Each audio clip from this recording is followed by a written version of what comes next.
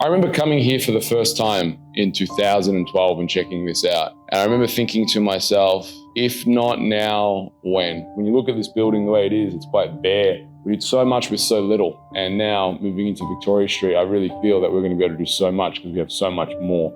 So much more in us, so much more to give. I said to my team, this is not a homecoming, it's day one. Let's go.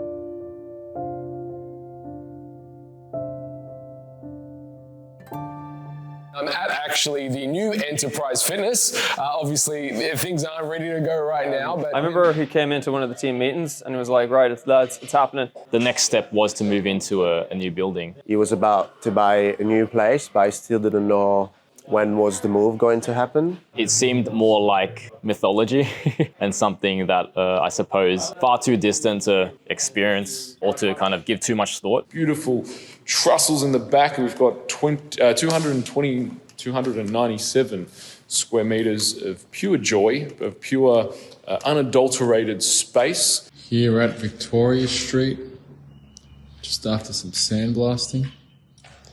Looks pretty good. We're just cleaning up these walls, making some nice exposed brick. It's all sandy and dirty. These are going to look fantastic when we're done. Anything that could have been a challenge was a challenge. Like even just flattening this place to the ground was a challenge. Like you'd think it would be as simple as get a permit, knock it down. But there's so many little things along the way of just being able to reach that point. I think it very quickly became apparent that it wasn't going to be an easy road forward. Like dealing with councils and permits and all that type of stuff, it was just slow. Endless amounts of hoops that had to be jumped through for every single thing that we wanted to do. You're subject to the permissibility of things like council and building regulations and all the policy behind that. It's an arduous task, so it's very befitting that you would be very stressed throughout that process. Look, I'd say that in building this new enterprise, it's been extremely difficult and time consuming, and everything that could have gone wrong went wrong,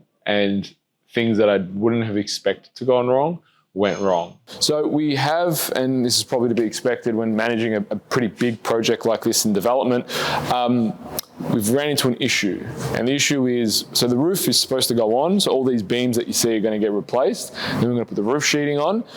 Roofer comes in, says, Mark, I can't put any flashings to keep the rain out on that back wall. If he drills in, the wall's going to crumble. The engineer seems to think that it was hit by something because it kind of goes in and then out. So we're going to have to knock the top of this back wall off and rebuild it, support it, so we have a new back wall so then we can finish the roof.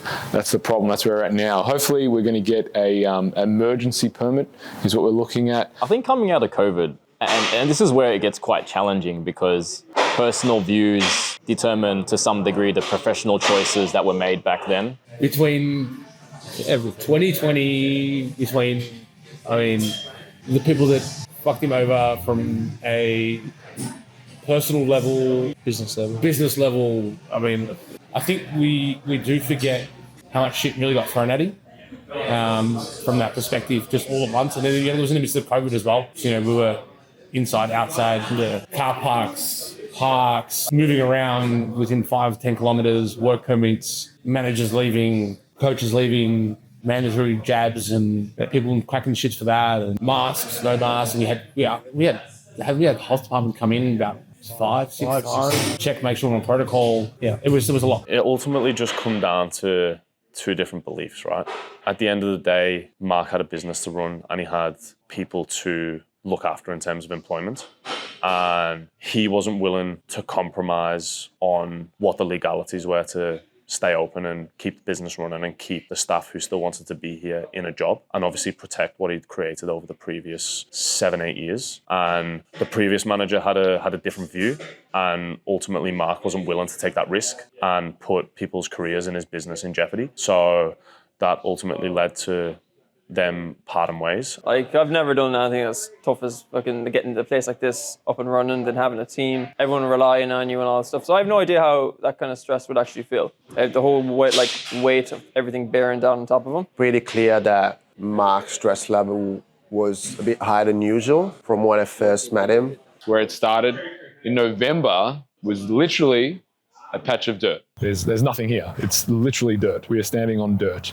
So this is kind of see how we've lowered the slab was actually quite thick and quite high. Initially, you can see where it was. So we've lowered it quite substantially, which is going to make it nice and street level. So yeah, there's a lot of work. There's a lot of work to be done. Probably what happened was I boxed myself into a corner where I really didn't have another option. I didn't have another option not to do this. So I had to work through all the headaches, the frustrations, the setbacks, the obstacles, find the right people. Oh no, I knew it was going to happen.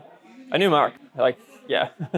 there was no way it wasn't going to happen. He was going to make it work one way or another. So I knew he would. I have no doubt though that eventually it would come to fruition simply because if Mark wanted to do it, he would make it happen. So, since then, obviously there's a lot of complications, but we're here. Look, one thing I can say for sure is if Mark says he's going to make something happen, he very rarely doesn't follow through on it. There was obviously plenty of times throughout the process where it came into doubt, but I think with Mark leading it and Mark putting everything he could into it, I think it was only really going to be a matter of time before it did come to fruition, which I think is exactly what happened. And like I said, there was lots and lots of challenges along the way, and I can tell you for a fact many times where he wanted to just pull a pin and just forget about it, but that's not in his nature, that's not who he is. And although he faced an awful lot of setbacks, he still kept going and going and going until he got what he wanted to get out of it. This doesn't feel like a homecoming. This doesn't feel like we made it. This feels to me like day one. I have the same enthusiasm and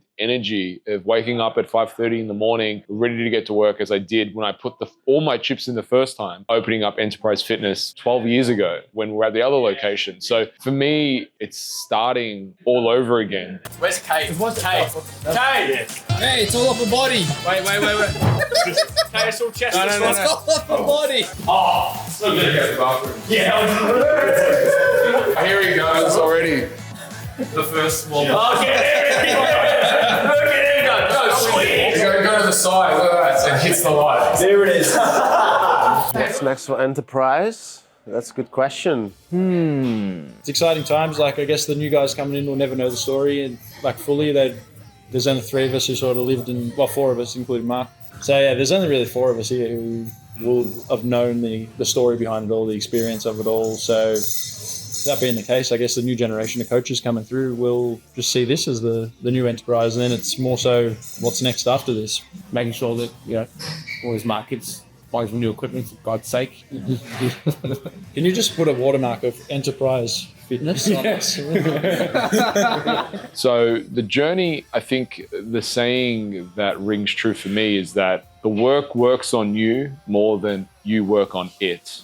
And I think from a character development point of view for myself is just the amount of work that's gone into this has transformed me as a business person, as a person in so many ways. So yeah, I think for me, when you come in here, the way I feel about it is you're experiencing a piece of me.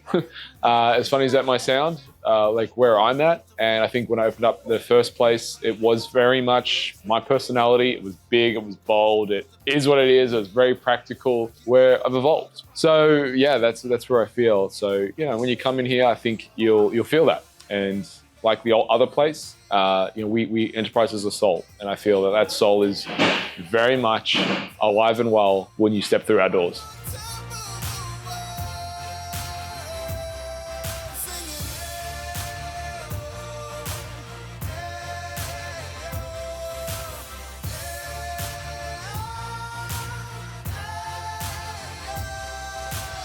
Welcome to the new Enterprise Fitness. It's pretty cool. The gym behind us, lots of atmosphere. Hope to see you here soon.